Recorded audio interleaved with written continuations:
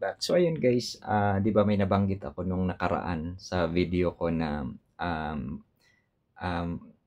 sana magkakaroon ng malaking pagtitipon ang pro Marcos, no, at ibang mga grupo, no, na pwedeng magsanib puwersa.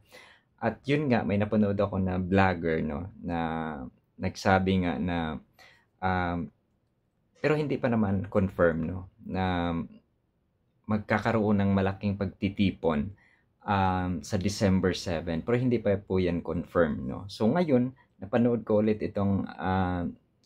itong si Nino Barzaga na yun din ang binabanggit niya, no, na um, kung matutuloy man pero hindi doon sa EDSA, no, sa ibang lugar. So yun nga din ang sa ano ko, so hindi doon sa uh, EDSA din, no, kasi magsasalpukan talaga yung mga pro Duterte at saka pro Marcos, no. So yun, pwede nga sa ano daw, sa Luneta or sa Liwasang Bonifacio. So yun nga, pero hindi pa naman po confirm, no. So at yun nga, ito may isiniwalat, no, si Nino Barzaga, no. So panoorin po natin guys. Yun, ito guys. Pero ganito mga kaibigan, balik tayo kanina. So may nagtatanong sa akin kung tuloy ba yung December 7. Wala pa akong alam dyan. Seryoso. Hindi ko pa alam confirm yan. Pero,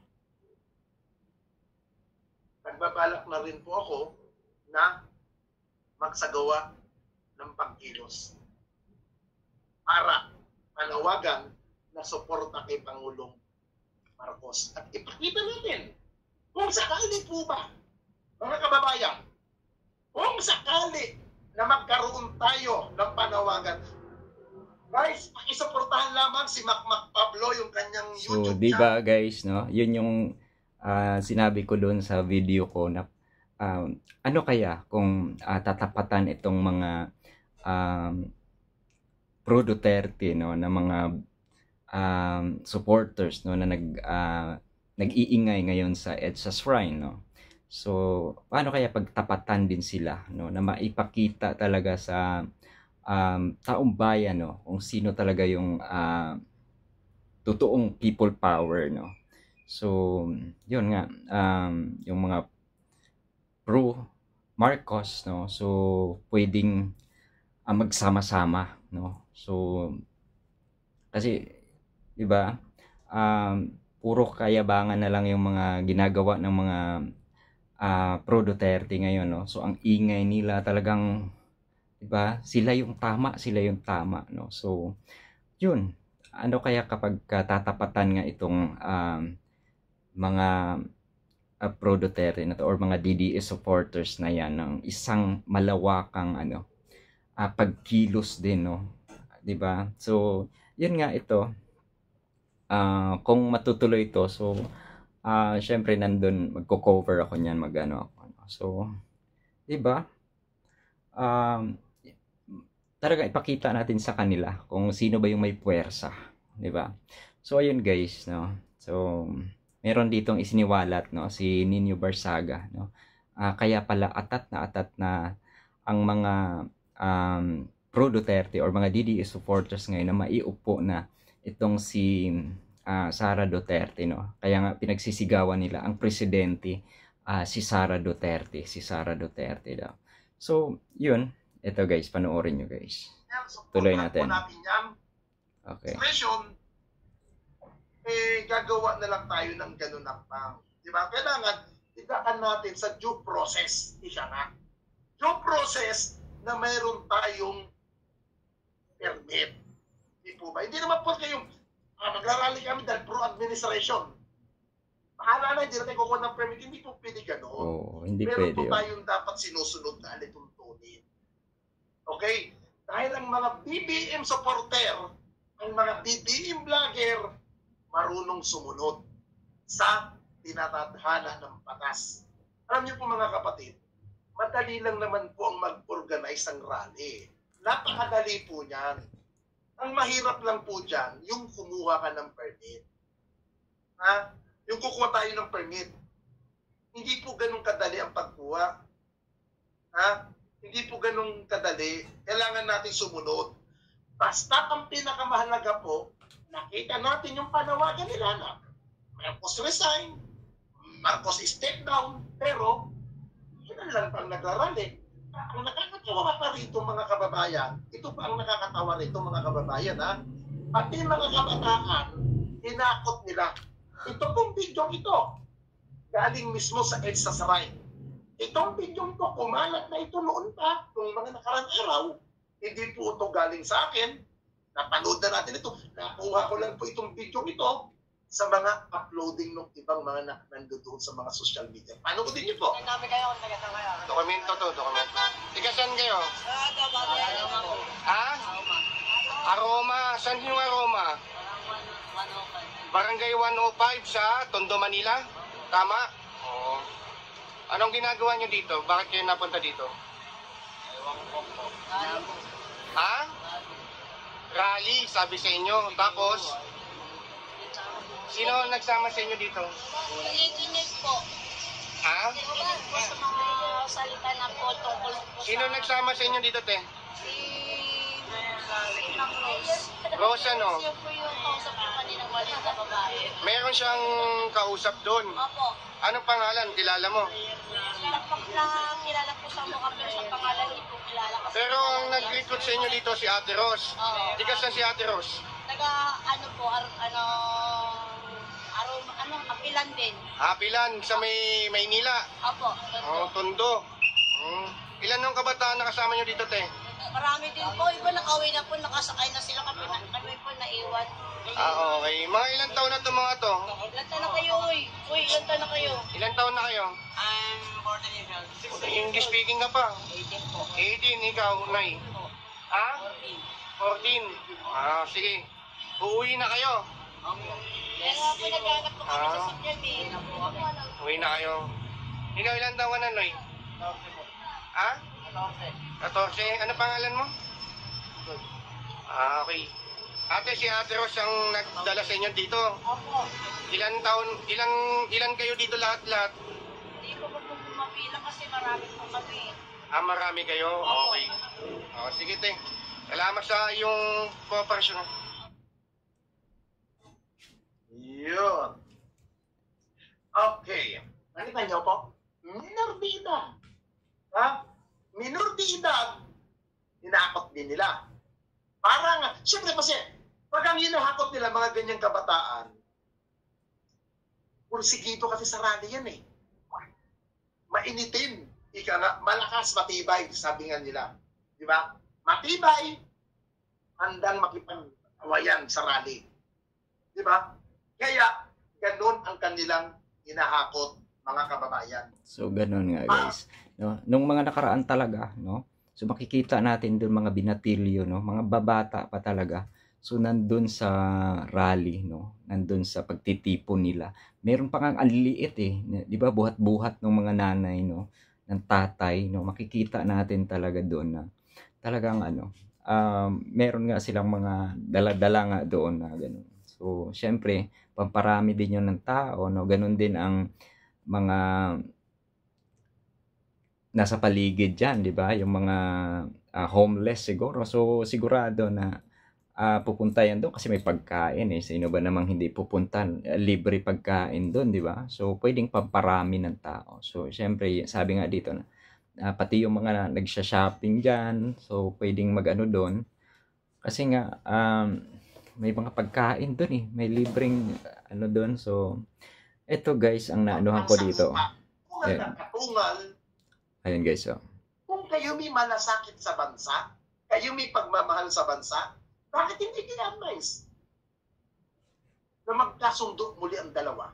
Kahit magpakita tao lang, makapagka-plastikan lang, bakit hindi nyo maipakita? Ha? Kasi, ayaw nyo. Gusto nyo ng gulo. Ayan, Diba? ayan. Yan ang gusto ninyo. Magkawatak-watak tayong mga Pilipino. Diba? Diba? Yan ang gusto ninyo. Itong mga alam niyo mga guys, ako naniniwala ako, hindi magtatagumpay ang people power na yan. Bakit? Simbahan Katoliko. Dahil sa mga Duterte. Tama. Ilang obispo ang binalahura ni dating Pangulong Duterte? Ha?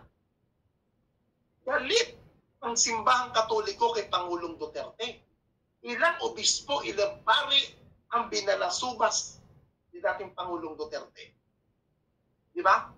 Number 2, yung nakakaliwa, kung tinatawag natin makabayan lang. Galit din. Kasi nakakakot ng pwersa ngayon.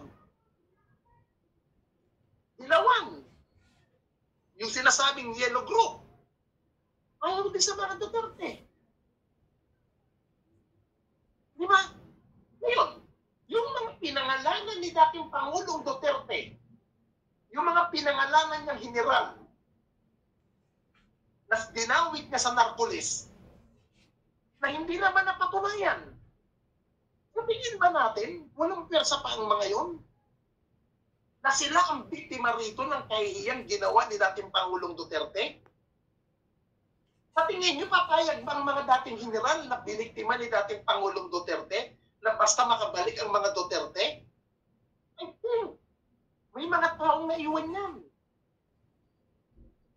Yung mga dating mga politiko na sinangkot ni dating Pangulong Duterte, hindi ba magkakaisa ang mga yan na hindi naman napatunayan ni isa o ni walang nakasuhan doon?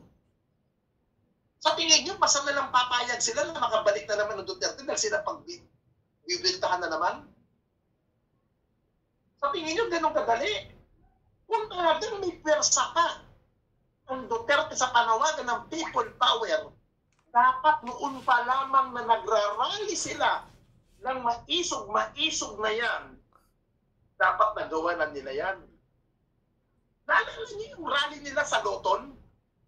Na kung saan ang plano na mismo noon, Malacanang na ang diretsyo? Naalala niyo yun? Na kung saan lumutang pa doon si VP Sara, na nagsalita pa dati, si dating spokesperson, Harry Roque, na walang aalis, ayon daw kay VP Sara, mismong kwento ni Harry Roque yun, at dapat sumusog na sa Malacanang. Ba't hindi nila nagawa? Kasi alam nila na hindi sapat ang bilang nila doon. Yun, di ba? Di ba? Ngayon, sinong kinakabali ng mga to? Taong bayan sa EDSA. Yung mga nag-grocery, may gustong meeting doon, may bibilhin, pati yung mga nagsisimba sa EDSA Shrine. Na ang gusto lang naman, manalangin sa EDSA Shrine, tapos may grupo doon na nag-iingay na wala sa lugar, sigaw ng sigaw. Hindi ba nakakahiya? Di ba? Nakakahiya. Kakahiya. Sana, kung talaga ang gusto ni VP Sara ng kapayapaan, maayos. Pero sa totoo lang naman, guys, sumulang na upo si Pangulong Marcos, maayos naman ang bansa natin eh. Umimik eh. Di ba? Ano ba pinagmulan yan? Bakit magalit si Sara?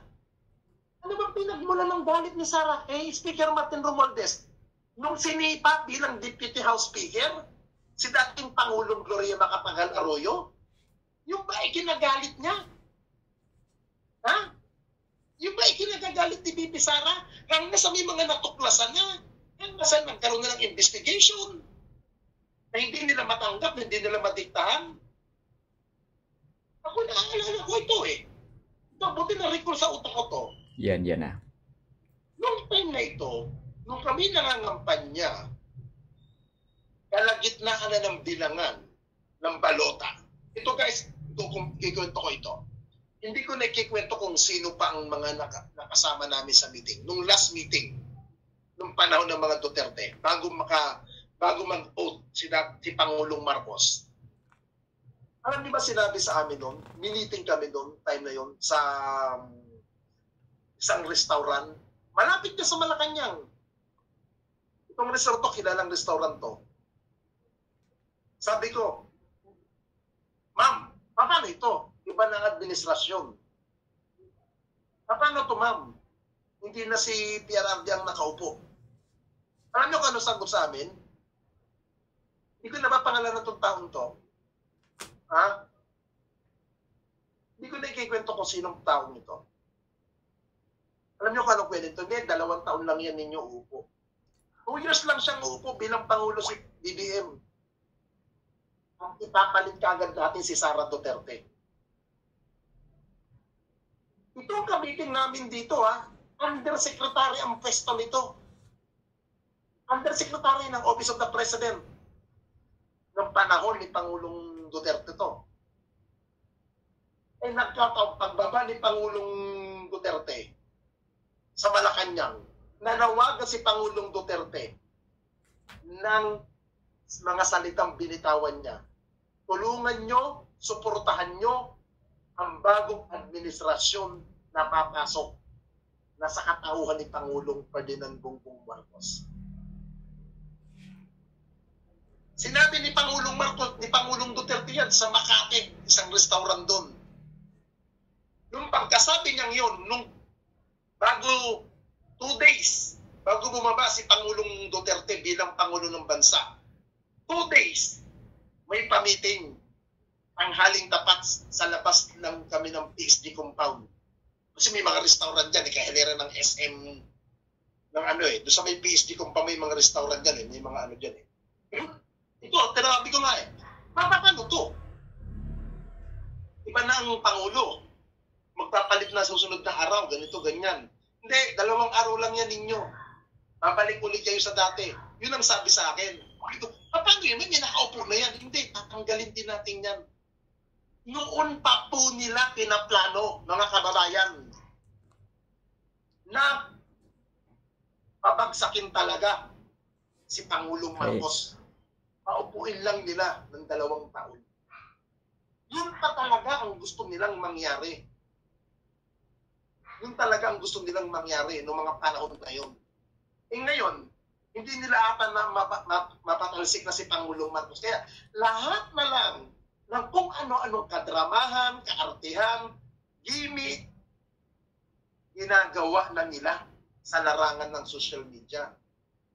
Ginagawa na nila kung ano-anong mga black propaganda. Ganyan ang ginagawa ng mga Duterte ngayon.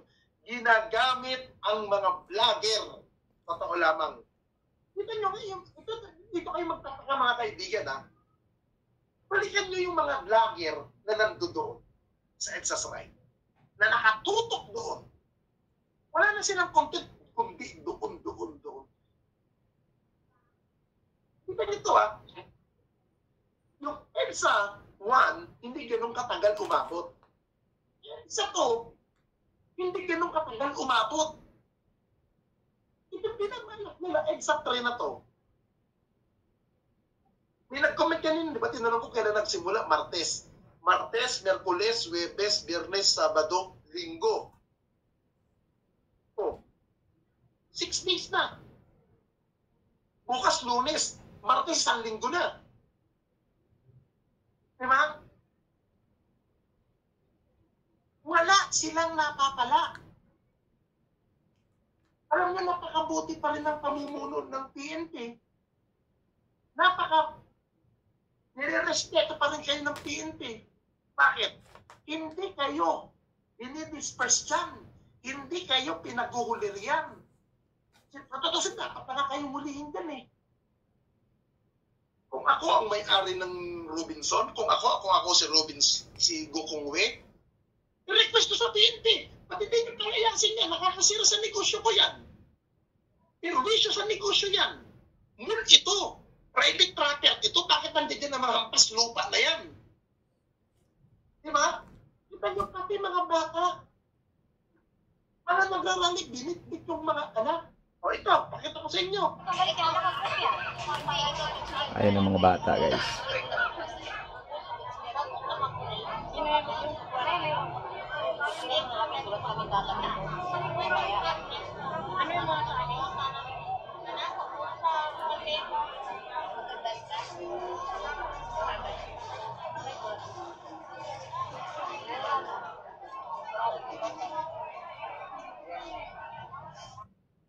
So, yun guys, no? Diba? Lanparan. Mismo doon sa EDSA Shrine, sa gilid, nagbibigayan ng pera. Hindi ba nakakatawa? Tapos sasabihin nila, gawa-gawa lang daw ang video yan. Yung parang sa akin, yung mga na-interview ko, pinaliktad pa ako to. Di ba? Siyempre, alam nyo guys, ang sabi nga sa akin, nung isang tipster ko na nasa loob pa rin ng Duterte, ang nag-handle daw ng mga people power na yan, yung nagtatago. Hindi ko na lang babanggitin. Tawagin ko na lamang na nagtatago. Na matabang butanding. O ayun, kilala nyo na yun kung sino yung matabang butanding na nagtatago. Ayun. Yun daw ang nagbabayad para sa pampundo ng mga rally laban kay Pangulong Marcos. So yun lang guys, no. Alam na natin 'yon, sino 'yon, 'di ba? So ayun, baka may kasama pang ano 'yan, no. Mga nagtatago din sa ibang bansa. So ayun guys, no. So yun yung mga siniwalat ni Nino Barsaga, no, na pro BBM na ngayon ito, si Nino Barsaga, no. So yun guys, no. 'Di ba? So kaya sila talaga atat na atat ngayon, no. Kaya hindi umaalis yung mga vloggers diyan sa ano, kasi tuloy yung ano sila yung nagiging bosses diyan, no, sa EDSA Shrine, no. Kaya yung mga ibang ano din, no, na mga supporters, no. So nandiyan, meron pa nga silang sinasabi galing pa ng ibang ano, bumiyahe lang. So grabe, ang dami nilang ano diyan, no. So kaya nga ngayon makikita natin sila doon, no? So para lang silang ano, para silang nasa kalye na parang mga lasing, no? So grabe guys, no? Ganun yung mga ginagawa ng mga DDS, no? So pero yun nga guys, no. So abangan niyo yun ano, kung matutuloy nga, pero kasi walang confirmation pa doon tungkol sa gagawin ngang pagtitipon, no, sa darating na December 7. So alam ko welcome tayo doon, no. So kasi yun nga sabi ko dati, sa mga ayaw, no, sa mga Duterte, no, pwedeng magsama-sama doon sa isang pagtitipon na yon, no. So 'di ba? So yun guys, no. Abangan po natin yan, no? So yun lang guys, no. Maraming salamat po ulit sa inyong lahat, sa lahat po ng aking mga subscribers, sa mga bagong subscribers, sobrang salamat po sa inyo, no. So thank you so much, umabot na po tayo ng 14,000, no. Thank you so much, Lord, no? So maraming salamat po sa inyong pagpanood guys, na napahaba yung video natin. Ayun guys, isang magandang araw po sa ating lahat. Bye bye, God bless, love you all. Sa lahat po ng mga kakampings, mabuhay. Tsaka sa hindi man mga kakampings din, syempre, di ba? Sa lahat po na nandito. Bye-bye.